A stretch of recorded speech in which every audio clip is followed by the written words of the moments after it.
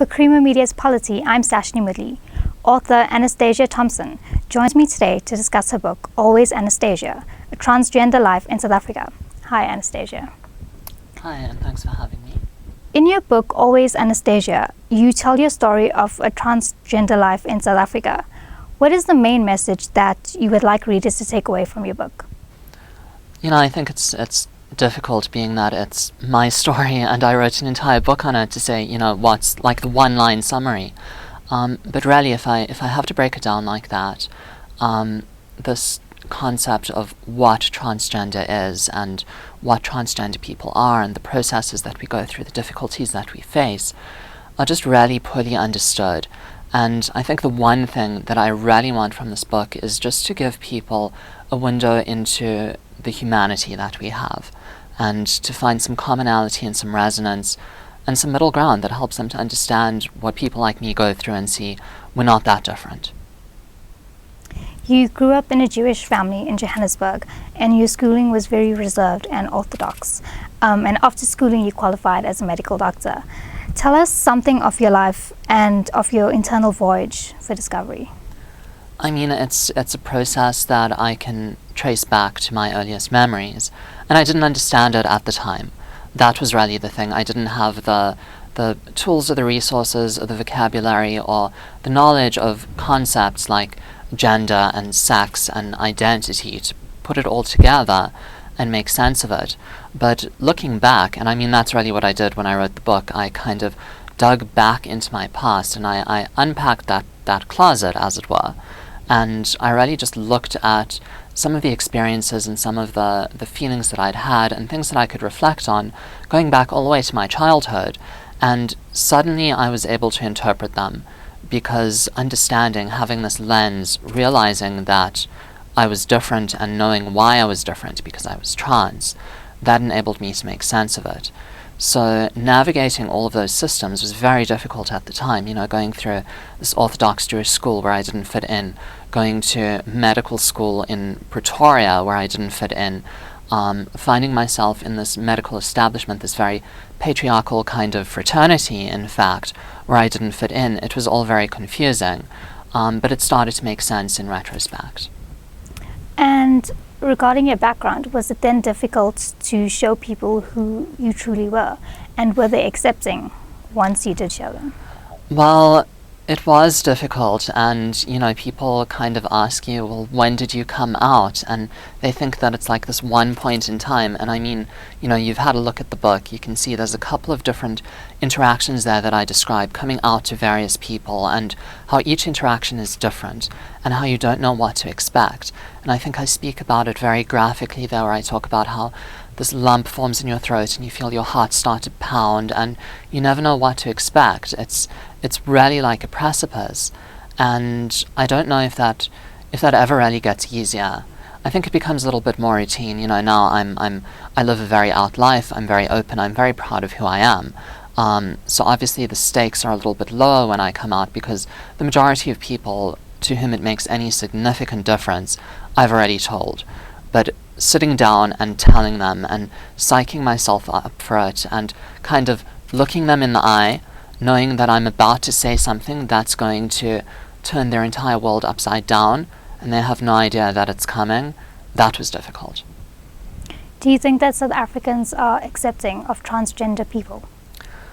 I think that we have a long way to go, and I think a lot of it comes from misinformation and ignorance, to be honest. I think we just don't speak about these subjects enough. We don't engage with them.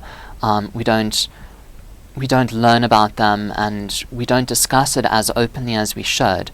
I often say when it comes to South Africa that we have very good policy, legislation, constitution, that kind of thing.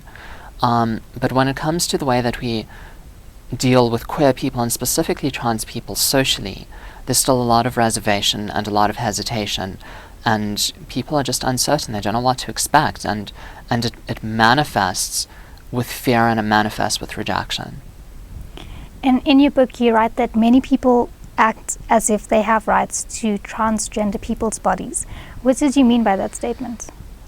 I mean, like, and I'll quote you the example from the book. if you go buy your groceries at Checkers and they scan through your butter and your milk and your toilet paper and whatever, and then the cashier might say, are you paying with a card or are you paying with cash? And then they might say, do you want a bag with that? And then they might say, what do you have in between your legs? Do you have a penis? Do you have a vagina? And those are the questions I get because I'm trans. That is something that no one would dream of saying to someone under normal circumstances. But if someone knows that I'm trans and they think they have a right to those very intimate details about my body, and suddenly those rules of decorum and interaction that we normally have in terms of common etiquette are just thrown out the window. You owe me that because you're different. What are some of the misconceptions that people have about transgender people? Do you have all day? Because I can talk at length on that one. But there's a lot of them. A lot of it comes from the idea that sort of sexual orientation and gender identity are intertwined. Like the idea that someone who was a cisgender man, cisgender, if you don't know, means someone who identifies with the sex they were assigned at birth. It's the opposite of transgender. So someone might think that a cisgender man who is gay can be like so gay that they want to become a woman. And I mean, it's blatantly untrue.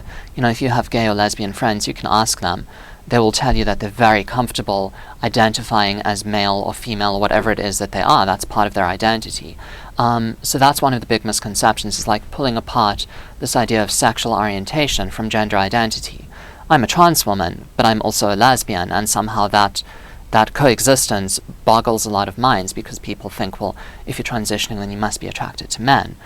So that's one preconception. Another big one is this fixation on surgical intervention as being synonymous with transition. So the idea that you kind of start off in one place and they wheel you into the operating theatre and they wheel you out and you're something else.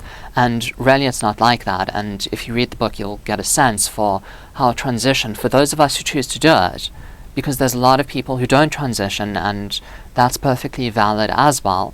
But for those of us who choose to, transition is this sort of never-ending process. It starts and it just goes on and it grows and it develops and it changes. But I don't think, at least for myself, I don't think I can ever say transition is finished now, I'm done. It doesn't work like that. It's part of my life. You mentioned a difficult time at Home Affairs, trying to get your new identity processed and a new ID number. Can you tell us about your experience and tell us why it's more difficult for transgender people to deal with these institutions? Yeah, I can definitely expand on that. And a lot of it, again, comes down to misinformation, and it comes down to gatekeeping and policing of identities. So I went into Home Affairs, and I had this stack of documents that they require because it's doctor's letters and affidavits, and it's quite a funny thing, but if you're amending your ID number, because your gender is coded in your ID number, if you're amending your ID number, you actually have to apply to register your own birth. I know it's bizarre, but that's how surreal this process is. So it really starts at the front line. You kind of walk into this office, and often it's very crowded, packed, there's very little privacy, and you have to say to the clerk, this is the reason that I'm here. And then often they will question you about it quite loudly in front of the other customers at Home Affairs. It can become a very embarrassing situation. Often they have to call their superiors to check that the documents are right. They'll go on to ask you the same kind of questions that I described earlier, those very invasive questions. And, the fact of the matter is that here is the disconnect between legislation and practical implication. Under South African law, we have Act 49 of 2003 in the Constitution. This refers to amending your gender marker. Surgery is not a prerequisite anywhere in that piece of legislation. But the people at Home Affairs will ask you, have you had everything done? And if you answer no to that, then they will reject, they won't even take your application in. So that's really that gatekeeping, that policing, and just trying to kind of, I don't know, I suppose they're really casting judgments as to who is allowed their identity and who isn't. And that's the problem. If you manage to get your papers through that, they end up in some dungeon in Pretoria, and they sit there for months. And, I can speak from my experience. I had 2 doctor's letters, and I got a phone call from someone to say, one of your doctor's letters, and this was from a psychiatrist, a specialist psychiatrist.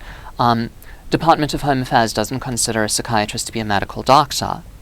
So I had to rush around like a headless chicken, trying to get another doctor's letter from a GP in order to satisfy these shifting requirements, because again, it's not stipulated in the legislation. Once that was done, another few months, and the changes were finally processed, and I went to go apply for my ID card and my passport. And they'll tell you at the office when you go in 5 to 10 working days, and that's what it takes, generally speaking. But because I'd had amendments done, because I was trans, 5 working days passed, 10 working days passed, 15 working days passed, and eventually when I managed to get through to them on the phone, they said, oh no, it's been sent because you had amendments done, it's been sent for another manual verification process, and they couldn't tell me how long it would take. So that's just another example of once you think you're in the home stretch and finally you're going to get these documents that you've waited so long for, and in my case the entire process took 2 weeks short of a year. There's another speed bump where really it's purely exclusively because you're trans that now suddenly your documents are subject to all of this additional bureaucracy. What do you hope people will take away or learn about or understand about transgender people once they read your book? I want them to understand that no one chooses this. I want them to understand that it's not that simple, that we go through some very unique adversities and challenges and experiences. I want them to know that trans people, by and large, are not trying to be deceitful, and we're not trying to fool anyone, and we're not lying to anyone. What we're trying to do is embrace our own truth and live our lives as honestly and as authentically as possible. And I really want people just to understand that the judgment and the prejudice, it's unnecessary. It doesn't do anyone any good. There is a line in your book that stands out, and it was said by one of the many doctors that you had to see. And she said to you, she asked you, so you want to be a girl? Can you explain the significance of this question and why it would be considered insensitive? Yeah, I had a very visceral response to that when I heard those words. It really just triggered something inside me, and not just what it made me feel invalidated, and it made me feel misunderstood, but it told me that this individual that I'm dealing with really doesn't have a clue when it comes to trans experience. It made me feel this profound disconnect, this chasm between me and the medical practitioner that I was unable to bridge. And I think really what it speaks to is that my identity is something that is innate to me, and it has been there for a hell of a long time, and it's not going away. It's not about what I want to be, it's about who I am. And it's about the steps that I need to take in order to alleviate that dysphoria that comes from the incongruence between who I am and certain anatomical features or the way people read me in society and that sort of thing. So it's not, when you say something like, so you want to be a girl, it sounds like it's whimsical, like it's a decision that you made, like it was a choice, like it was, I just woke up today and I thought that would be fun. And transition is difficult. No one does it unless they need to do it. So I think that explains pretty much why it's so insensitive and invalidating, and why it's just so cis-centric in its perspective. To think that this kind of process, this arduous journey that we undertake is frivolous. There is a chapter in your book called Coming Out, and you say that you don't really like the term. Can you tell us why? I think my problem, and I use the term coming out, I use it a lot because that's the vernacular that we have and it's words that we understand. But there's 2 things about the term. And the one is that if you're coming out, it kind of has the implication that you were being deceitful before and you were hiding something. And for a lot of us we are, but not out of malice and not necessarily intentionally. I mean, I spent a good almost 30 years presenting as male because I didn't understand that I was trans. I wasn't able to figure it out. I didn't have the resources. I hadn't learnt the terminology. I didn't understand the reasons for the discomfort that I'd felt my entire life. I wasn't trying to mislead anyone. I was just trying to fit in and navigate this world as smoothly as I could, and that meant trying not to attract attention to myself. As soon as I knew, then it became very pressing on me. I have to be upfront with people about who I am, and that's kind of that process of coming out. But it was something that I didn't have the option to do before. And then the other thing about coming out is that often we focus it on the individual who is coming out. But what I learned, and I speak about this more in the book, is what I found so telling were other people's reactions when I came out to them. It was almost more as though they were coming out to me and revealing their true colors, their prejudices, their understanding, their empathy. And that would be laid out for me to see once I disclosed this fact about myself.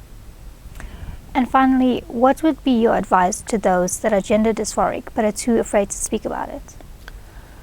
I think, it's so difficult. Like I've touched on already with you, the process of transition, if you go through it, just the fact of being trans is so difficult, so scary, so hard to understand sometimes. And I think the one thing that I'd say is that you're not broken and you're not defective. There is nothing wrong with you if you're trans. You might feel that way. You might feel very alone, and you might feel very confused, and you might struggle to make sense of it. But there are a lot of people like us out there. Some of them are very binary, like myself. Some of them are non-binary and genderqueer and gender fluid, and all of the spectrum of different identities. So however you feel, it's perfectly valid, and it's not a reason to hate yourself. Thank you for speaking with us, Anastacia. It's been my pleasure. That was author Anastacia Thompson discussing her book, Always Anastacia.